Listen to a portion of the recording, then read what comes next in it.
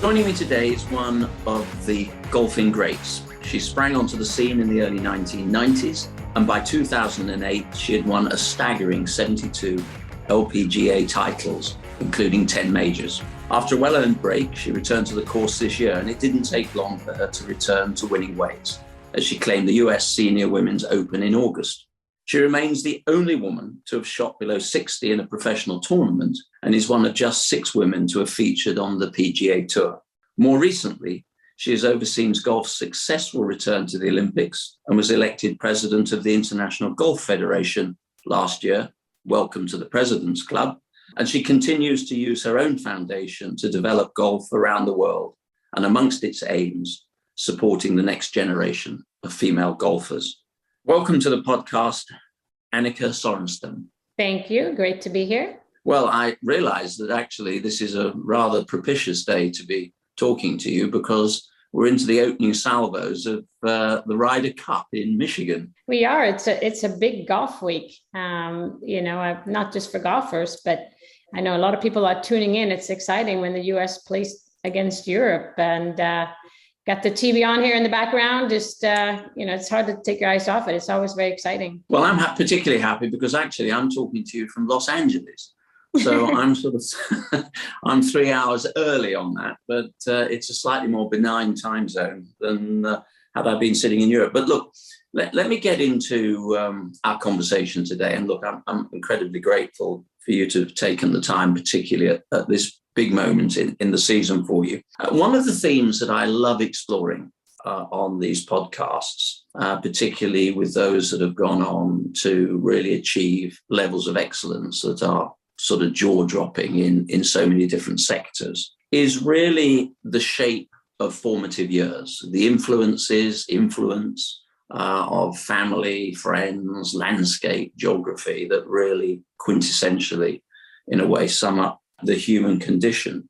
But I just want to park your glittering career for a moment and pick up on something that you said as a young girl, which was that you admitted that you actually occasionally deliberately fluffed shots in order to avoid winning and the inevitability of an acceptance or a winning speech. Well, as president of International Golf, you're going to be, I can tell you from experience, Annika, you're going to be making a lot of those speeches. But I'd like to just pick up the sentiment that clearly shaped so much of what you went on to do and even the early challenge that you overcame. Yeah, well, first of all, it's true, because a lot of people think, no, that can't be true. Why would you throw away tournaments because you're afraid of, getting on a little podium or being highlighted? And it started really in school. I was afraid to raise my hand in class in case, I would answer the wrong thing and all the other kids would laugh at you. So I was quite quiet, and I figured, I can do well on the test, but I just didn't want to participate necessarily. And it was more just fear. I'm not really sure where that comes from, but the shyness, of course. And, it's always been, within me. But, on the golf courses, in Sweden, we have the tradition of giving some remarks after a competition, especially if you do well. And I just dreaded the thought of it, of standing there and saying something. And I always told them I'd rather, have my clubs do the talking. And so I did throw a few tournaments away. And I think my parents, they realized that, they were thinking, why is our daughter just messing up on the end? Is she nervous coming down the end, or why is she messing up when she's playing so solid early on? And so they came up with a plan, and the next tournament I played in, they wanted everybody to make some remarks. And you can imagine, my thoughts. And, I said, well, I didn't win. I don't need to say anything. And we said, we'd love to hear from you anyway, Annika. So my dad gave me a club, and he said, why don't you just bring the club up there and squeeze it as hard as you need, and just kind of share that you'd rather have the clubs do the talking. And somehow I managed, and then I realized that maybe it's not as bad as I thought it would be, because, I'm quite competitive. I'm quite stubborn. And the thought of sitting in the car going home, knowing that I could win, haunted me for a long time. So I think golf just gave me the confidence, and obviously things have changed and I had to give a few winning speeches in my life. And you realize that it's just kind of the backside of the medal, if you know what I mean. There's always some other things you got to do. Not everything it's a joy. So, but I've learned to do it. And, I try to think positive, that if somebody wants to hear from me, that means I've done something well. So trying to look at it that way rather than, kind of run away from it. How old were you at the time that you were having this I was, a little inner turmoil? Yeah, 14, 15, 16. Okay. It's a little bit of a funny time for young girls as far as confidence and just, and I think that's just how I reacted. I'm interested because what you've actually touched upon is something that just occurred to me as you were speaking. And I guess it's that inevitable balance, isn't it, between, in a competitor's psyche, the need for success, balanced off against the fear of failure. Where did that balance for you in your career sit? Yeah, I think, for me, I think it was, I never really wanted the limelight. I just wanted to take the trophy and run. But I mean, that's not really how it worked. Before playing the tournament. Yeah, I mean, I actually afterwards I wanted to earn the trophy, but I was okay to just take it and run.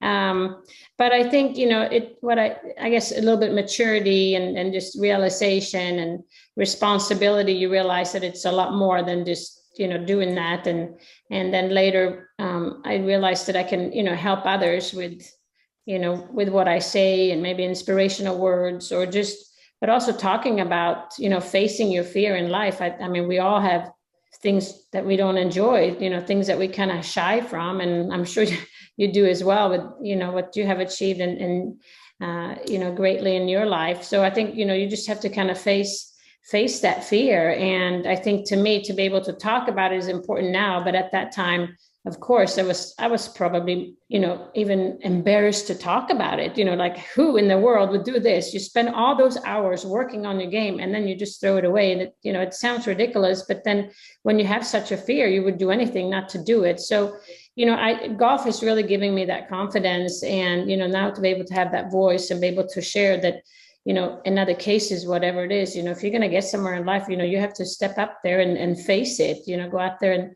And I think the biggest thing when you talk about balance is, when I was prepared, knowing it was coming, it made it a lot easier. So nowadays, I mean, if I need to do something, I like to be prepared, and then I don't feel uncomfortable anymore. I think it's a surprise. When you play a tournament, you might not know that you're winning, and all of a sudden you're winning, you got to say something. Or, I remember one of my first few years as a professional, I got a call from the university in Arizona that I went to. They wanted me to give the commencement speech. And you can imagine, those speeches have a lot of words, a lot of messages, a lot of important things, right, to share to to this graduating class. They're going to take this big step into their lives. And I remember I said, "Are you sure you called the right person?" And he said, "Yeah, we want to." And, of course I could have just said, "Thank you very much," but no.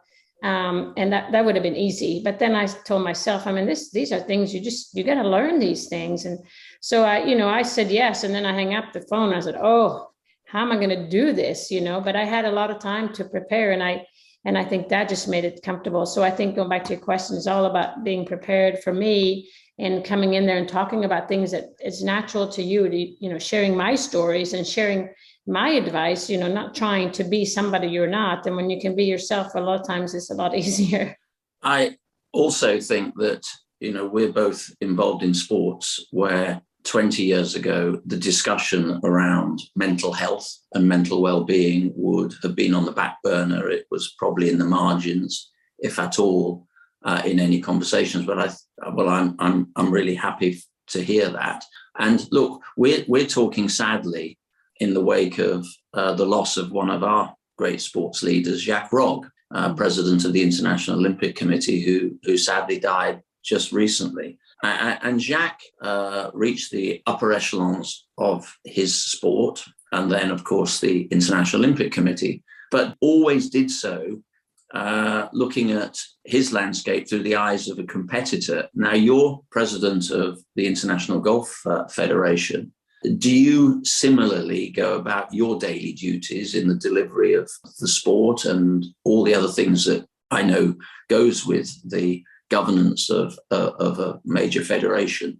I'm guessing you would always look through the eyes of a competitor at any of the situations that you are encountering. Yeah, I think so. I mean, I think just experiences, and I mean, there's a lot of look and learn, but I think that, when you get older, you step away from competition, you start to see it from other people's perspective. But I would say it's invaluable to have been there in that particular seat. And, a lot of people can talk about it, but, they can say, yeah, you get nervous and it's exciting and all those. But if you haven't been there, you don't know what kind of nerves we're talking about. You don't know what kind of satisfaction you get when you achieve something, when you put all those hours and weeks and years, and that feeling, I think it's hard to describe unless you've been there. So it's very valuable, definitely. And how can you relate to as an athlete and make it more real, make it more the way, other athletes perceive it, because that's really in the end of the day that, they are the one that are going to do it. Right. So yeah, definitely. And so I think it's very helpful. But again, like I said, when you early on in your career, as you know, I mean, you're all just focused on performance. It's just performance, it's results. And, you just kind of get very blindsided, I think. And then when you step away, you start seeing other things. And I think you can start putting the pieces together. And but I think that's just a matter of maturity and the journey that we're on. I mean, of course, you wish you had your knowledge today, but then have the youth and the freshness again, what kind of performance you would have had. But there's no doubt that the sport has really helped me with the role I'm in and how we move forward. Let me just, in a way, focus a little bit more on your career, because I've already run through the lustrous list of titles and victories and 200, top 10 finishes. But I've always had a particularly tough litmus test in sport around a career. And that for me is about longevity. It's the ability to not just do it on a one-off occasion or even a one season, but to continually come back and strive for more. And for me, it's always about how competitors punch through adversity. It could be illness, it could be injury, some of the mental challenges that you've already talked about. What do you think is the key ingredient for what you've done? And just, Annika, the length of time, I'm not trying to carbon date you here, but just the length of time that you've done it over, because I think there are some really important lessons for young people. Yeah, it probably is. I think there's a few things just, randomly coming out of my head. And I mean, first of all, it needs to be fun, right? I mean, you need to enjoy what you're doing. And I think also number two is, you need to be motivated and be excited, because I can tell you the day that I wasn't, that's when I made the decision to step away. If you don't wake up in the morning and you're not hungry to, put in the work and, being excited about possibilities, I think it just, the flame is kind of gone, right? That's what's so important. And I think in my case is, started out as golf was, I thought it was a slow sport. It took me a while to appreciate the sport. I played soccer, I played tennis, I did downhill skiing, and I love sports. I'm very competitive. But golf just seemed like a sport for old people too. And but once I got kind of hooked on the game, I was just so much to learn and so much to do and so much to figure out. And every day was very different. You had to adjust to weather, to courses and everything and I thought, I love that challenge. It was always very challenging, and wake up in the morning and say, okay, how am I going to tackle this today? And what am I going to work on? So I felt like there was always something that I could do, always something new to explore, whether it was putting, whether it was, short putts, long putts, whether it was speed putts, whether it was bunker. I mean, I can go on and on and on. I had always something to work on. And, I would set up goals. So I'm going to achieve this and this and this. So I would say, I'm quite structured, quite disciplined, and I always wanted to improve. So by having these goals, I felt like there was always, I think the analogy that I use a lot of times when I talk to young girls is like a ladder, and I take one step and I take another step and another step rather than just looking at the very top, and it just seems impossible to get there. And I would just say, take one step at a time. And I felt like every day I had one step to take. And therefore, it's just, I never really looked at the time frame. It was just more, this is what I'm going to do. And I kept going. But I think it was fun. And the better I played, the more excited I got, because I felt like I hadn't reached my full potential. So it's like, wow, if I can do this and I haven't blossomed yet, what could that be?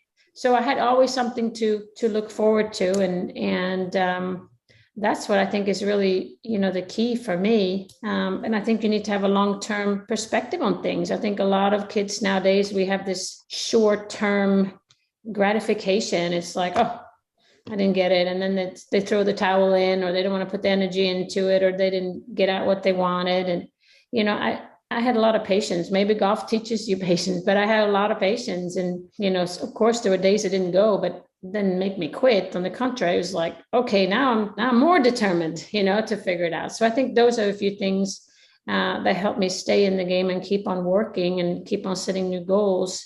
But I do know in 2007, the end of the year, I lost my motivation. I lost the desire. There was nothing else I wanted to achieve. And it was like, that was it. Certain things you can't create. If it's not there, it's not there. And I always used to have a fifth gear. My caddy and I would always say, I need to put my fifth gear in. And it just naturally came. I found the fifth gear and I was able to elevate my game. But all of a sudden that fifth gear didn't exist anymore. And then it's just like, I'm done. And it's okay to be done. Yeah, it's the toughest decision, but sometimes the decision to step away from competition is often the most obvious, and in a way, internally, the easiest. It's always tough for other people. And my attitude was always, I'd rather have people saying, why did you retire, rather than why didn't you retire? I think, you want to hold that control. Yeah. Annika, you introduced two interesting themes for me, and I'd like just briefly to pick up on them.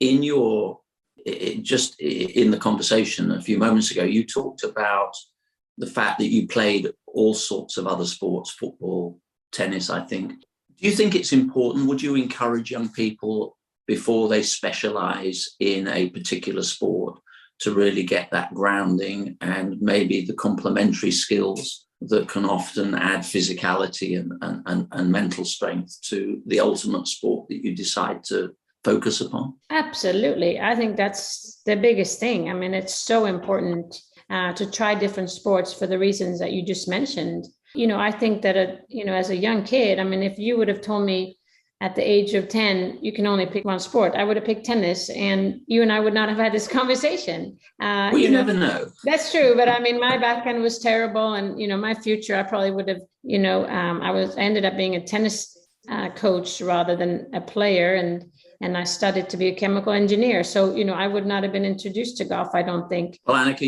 you certainly wouldn't have come across me on the golf course. Okay, fair enough. So I think, just by eventually just realizing tennis was not my sport, then then it was soccer, and I loved the team element, and I loved the cardio. I loved, being outside and all those things. But again, if I would have just specialized in soccer, my career would have been short. And I just think you learn so much.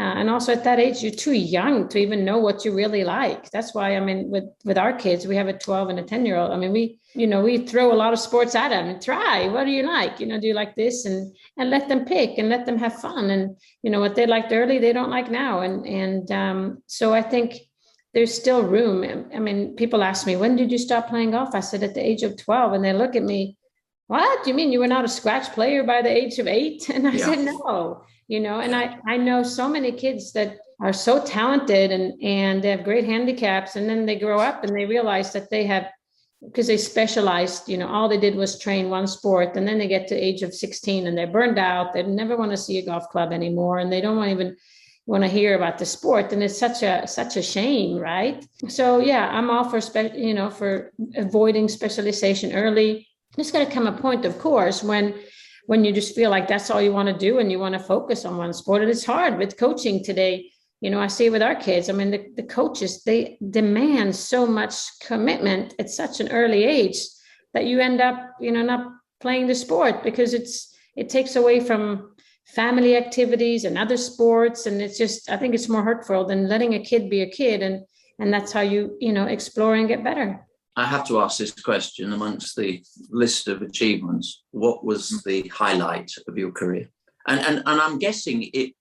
I've asked this question of other guests I've had on podcasts, particularly those in sport. And sometimes those highlights have not been the ultimate success. It can be actually punching through a period in a career where there's been, real challenges. Yeah.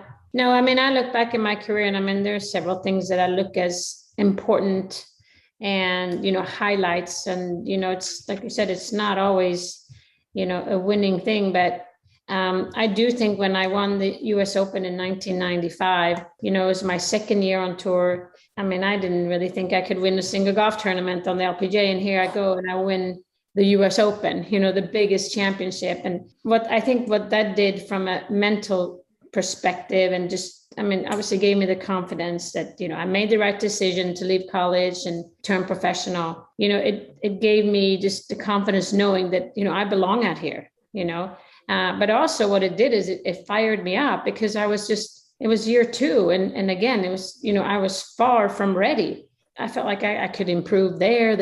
I mean, I felt like I had just started this journey. So that, I think that had such an important, it was so important for me to be able to make, move on from that, knowing that it was relaxing. I got a big check and all of a sudden I felt like there was I didn't have to worry about money. I can put that aside. Just there's always people that have doubts. And, I had a lot of friends that say, well, Annika, what do you do when you don't play golf? I said, that's my job. Well, you can't play golf all day. I said, well, that's what I do. And so I think, just the boost of knowing I made a good decision. And then after that, I just kind of played on, if you know what I mean. So I think it really wasn't just, winning that tournament. There was just a lot more than that.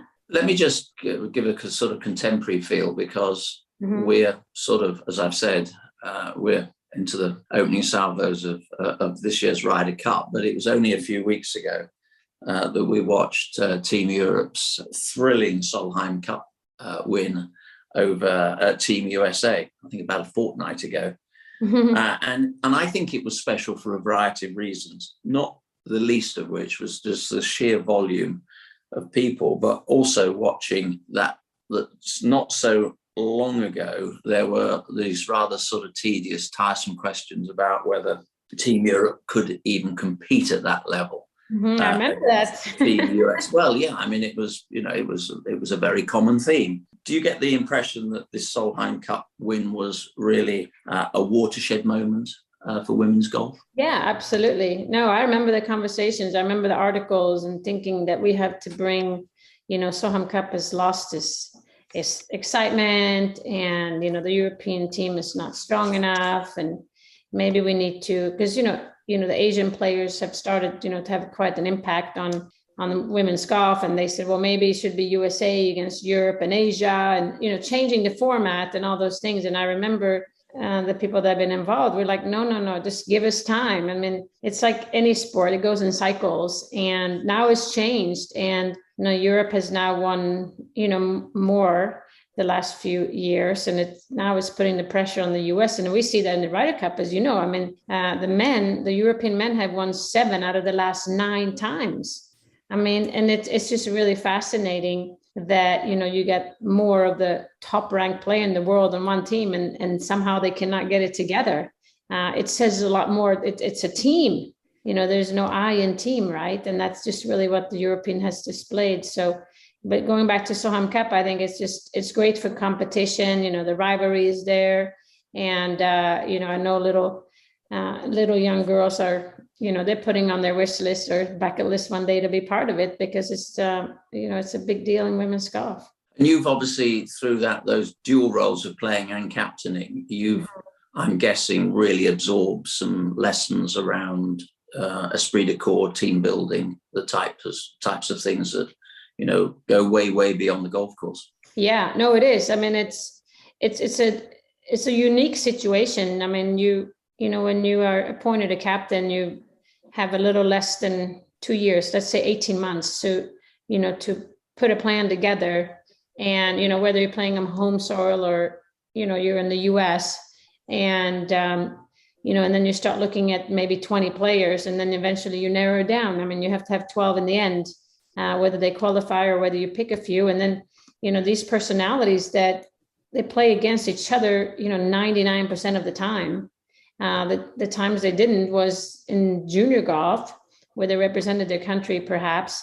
But, they're just individuals. They travel on their own, they got their own caddy and just kind of their own support system. And all of a sudden it's like, how do we get them all together on the same page? And, having a good atmosphere in the team room and locker room, and just standing there on the first tee and really feel like you won, you one unit and not 12 different units. And so, what I learned quickly is, keep in mind, I mean, I was one of those individuals, where you are, it's number one in the world, and, everybody look at you and trying to tear you down from your, from your pedestal on number one. And so it becomes a very, kind of individual sport in that sense. And all of a sudden it's like, I had to open up, who am I? I need to share who I am, and I need to know who you are. What do you like? Who do you hang out with? So we can connect and find a common theme other than golf. And it was really fun. I like doing it. I mean, because by the end of the week, I felt like you have new best friends, right? The memories you have together, the ups and the downs. And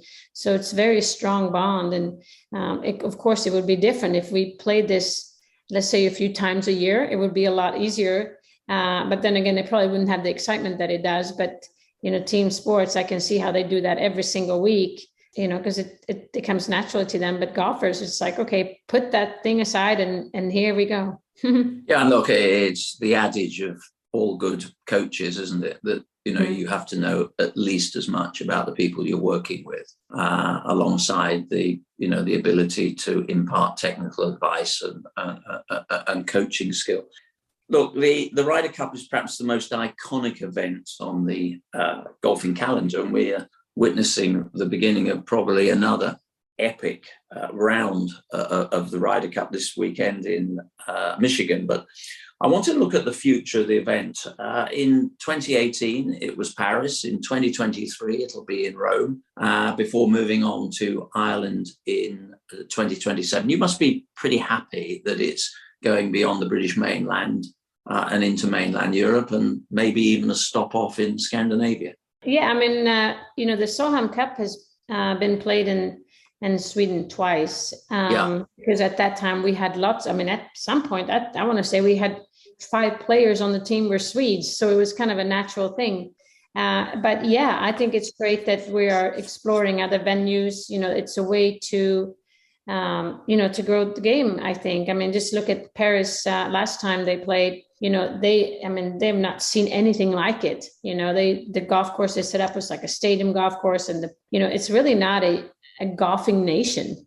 France is not a golfing nation, but it has changed. It has changed, and I think some of these events is helping that. I mean, you're familiar with the Olympics too. It's when you go to certain venues, it just changes. A little, Anna. Just exactly. So I think it changes. The mindset of a lot of people, and when we're going to go, like you said, to Rome. I mean, it's just very. I think it's fantastic. I mean, golf needs to grow on a global perspective. We need to go in places where it's not the culture, but let's bring the culture there, and they can add their own culture, and we can make it grow together. So expanding it and giving other players an opportunity. And I think it's we're talking about, different places, how they host an event. And that's what's so neat as a player when you go to these different countries. And, next time for the women, Solheim Cup, they're going to Spain.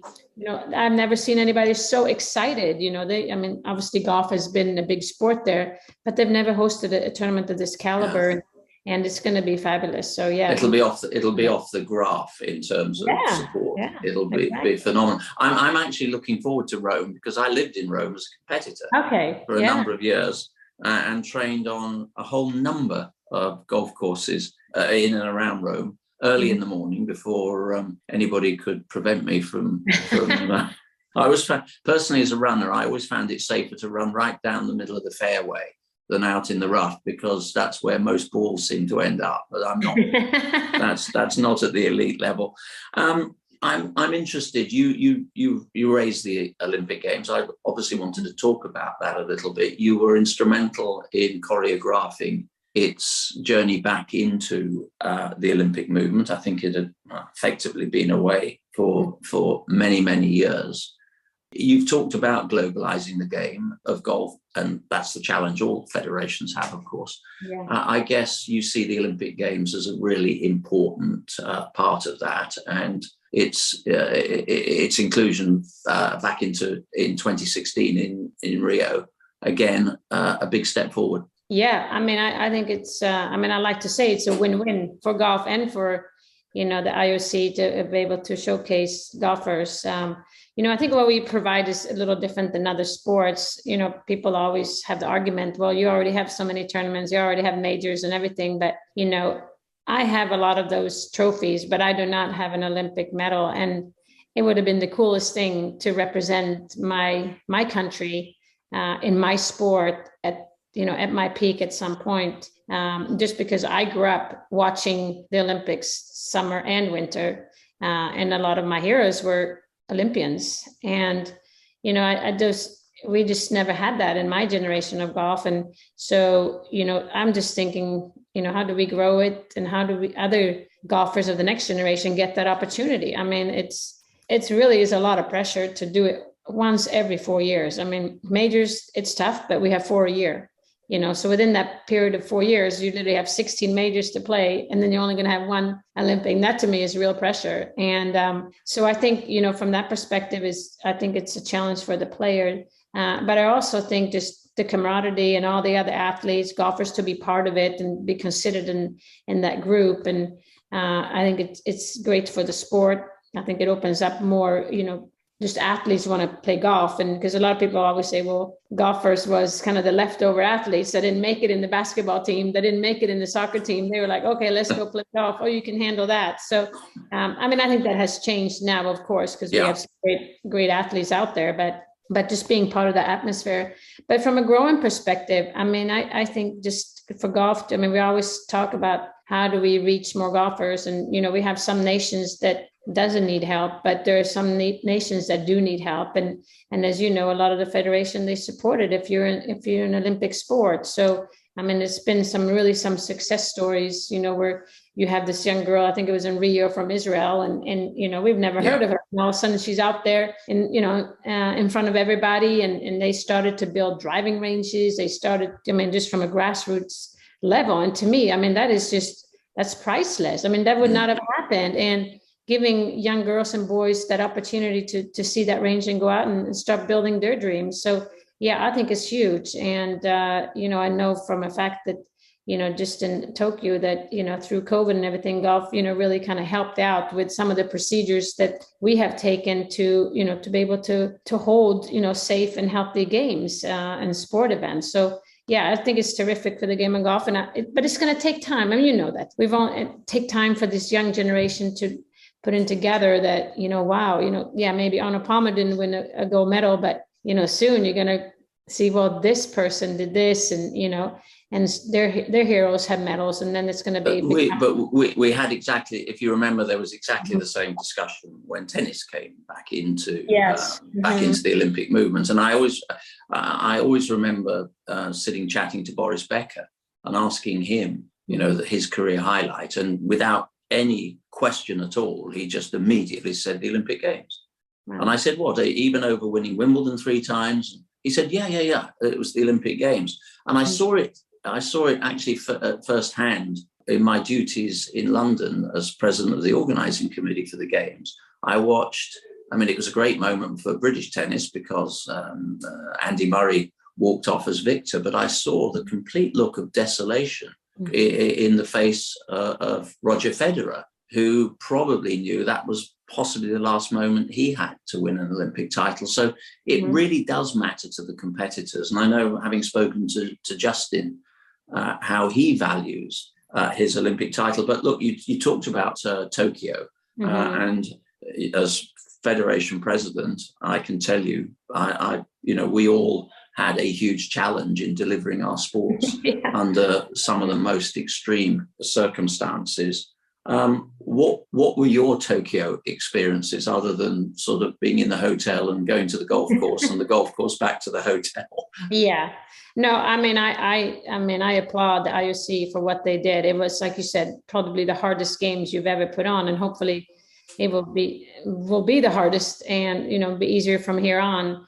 But I think, we've always said that sports unite people, sports put people together, and, we have to move on. And I think everything really worked out very well. From a golf perspective, that's where I spend most of my time. I thought it turned out super exciting, both on the men and the women's side. There was 7 players that played for a bronze medal on the men's side. And one of them was Rory McIlroy, who's, he's one of the top players. And, his commentary after was, I don't think I've ever been this nervous to play for a third place. I mean, that says a lot, right? I mean, these guys make millions on the course and off the course. And at this point, they had nothing to do with that. It had to do with, obviously the medal, the pride, and knowing that you were, with one of the top 3. And so I think the story was great there. And then on women's side, obviously we had a playoff also, and with a Japanese player, which made it, for the locals, to cheer on, made it a little bit more exciting. So I mean, I was proud of it. I was proud to be part of it and be there and really, execute it the way we possibly could have, the best way. And I mean, I know it's, we can look back at this, but I think the IOC should be proud.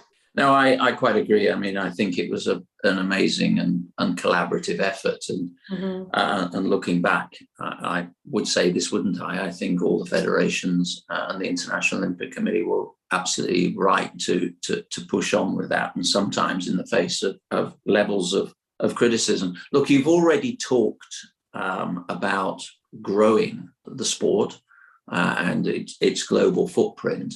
But I guess, I know the answer to this, but I guess that you see that being important, but what is also essential is that it grows alongside the development of diversity and inclusion in your sport. Yeah, absolutely. And I think IOC has done a super job there. They have the platform to really not just talk about it, but to do it, to put it into play for a lot of reasons. And I think, that's just one of the things that we can learn everybody. Some countries are better than others and some sports are better than others. But from a golf perspective, I was very proud to see that. I think we've had it in both Olympics, at Rio and Tokyo, and, the treatment of the men, the treatment of the women, opportunity for men, the opportunity for women. It's really head to head.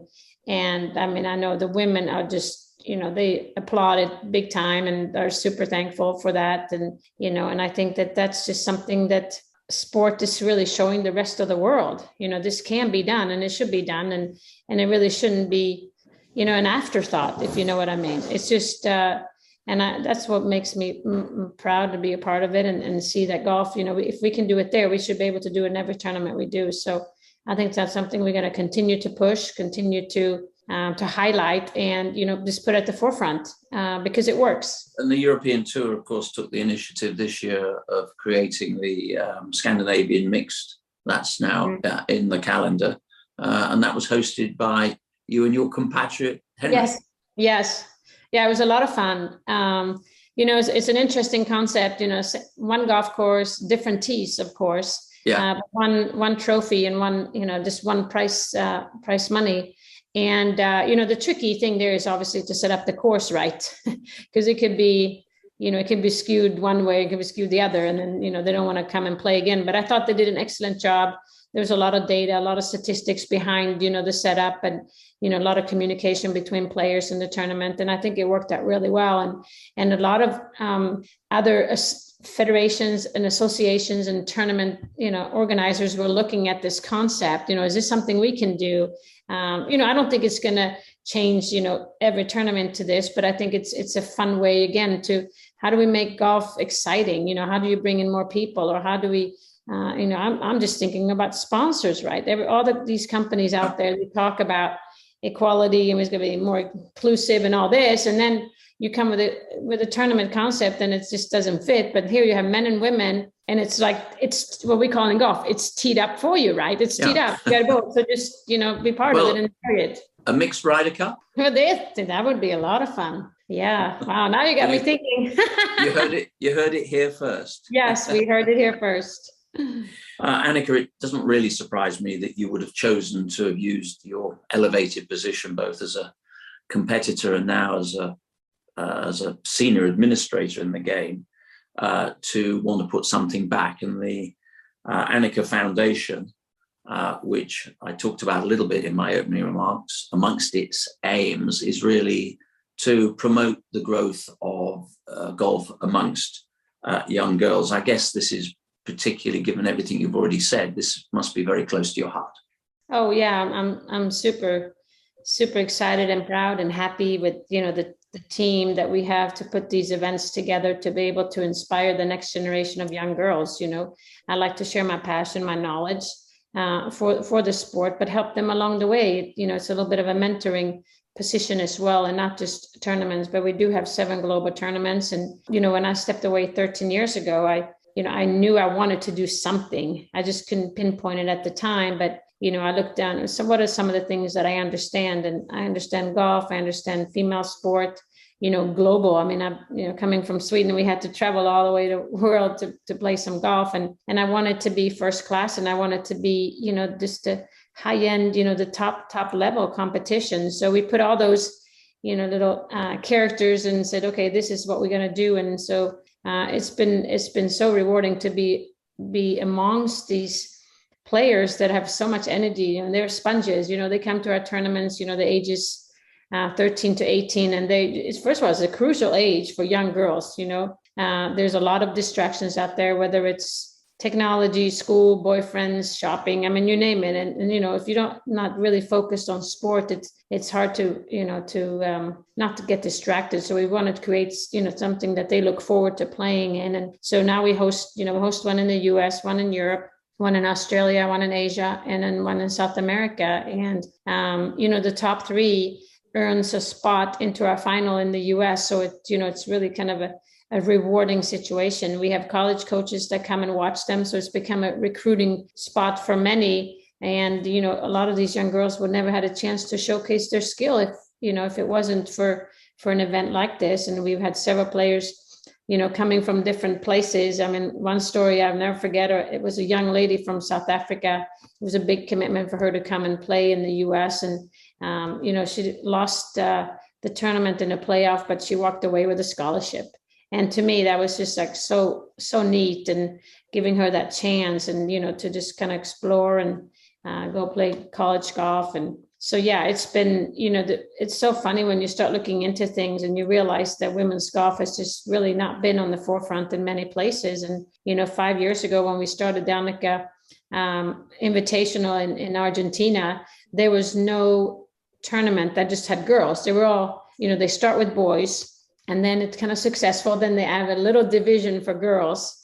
And that's not a bad thing, but it's like, we wanted them to just have the whole tournament by themselves, and just because it's so important with the young girls, the way they interact with each other, and, feeling comfortable and building friendships and, the memories together. And that helps them continue to play. And they would, each tournament we would have probably 16 to 20 different countries represented. So they go home to their home country, and now they're influencers within their peer group and talk about this. And that's how we can somehow help them to grow. And then, the following year we would get more players. So it's been really, really rewarding. And I enjoy spending time with them, and they keep me young for sure. But also just feeling, you feel good when you get back, I'm lucky. I wouldn't be here if it wasn't for golf. So what can I do to help somebody else within their sport? And eventually, I guess, some of those young players, we hope, becoming the president of the International Golf Federation. Yeah, there you go. Yeah, it's, you by being around and doing that, you're opening the door for them to start dreaming what's possible. You might think, oh, I'm from Argentina and who am I? But you just open the door. You want people to start dreaming and start following the dreams by opportunities. So here's an opportunity to play. And if you play well, you maybe get a scholarship. And now in the US, you learn another language, you meet new people, and you open, your eyes for other things. And I think that's just really, it's so neat. I don't want to usher your career through too quickly, particularly your administrative one. It's great that you're, as a former competitor, you're out there now leading a sport. We all encourage people to do that. But at the end of your presidency, where would you like to see the global game? Yeah, I mean, I actually think that golf is in a very good spot. I really do. I mean, my previous president, Peter Dawson, together with, Anthony Scallion, who does, most of the work, and his team, I mean, they've done an excellent job. I feel like now it's just kind of nurturing and continue to maintain and make sure that our interests are aligned and that we can continue to be part of the Olympics. But also, I'm hoping that we can play a bigger role and be a bigger voice by sharing what golf does, because I think we can all learn from each other. So, by the end of the day, it needs to be a win-win for everybody. And I think golf is in such a good path on this. So continue to just get golf more, exposure, keep the interest going. And I mean, the more people we're bringing to the Olympics, we're bringing to the golf, and vice versa. So, I'm just looking for more countries to be represented, more excitement in the tournaments, maybe look at some of the coverage to make it more appealing to the viewers and people out there. But, I feel like so far they've done an excellent job. Annika, I'm going to let you go and follow the Ryder Cup. Yeah. You've been very generous with your time. Thank you for some wonderful and very candid insights. Yeah, no, I enjoyed chatting with you, and good to see you again. And thanks for everything you have done. Thank you. You've been listening to Extraordinary Tales, brought to you by CSN.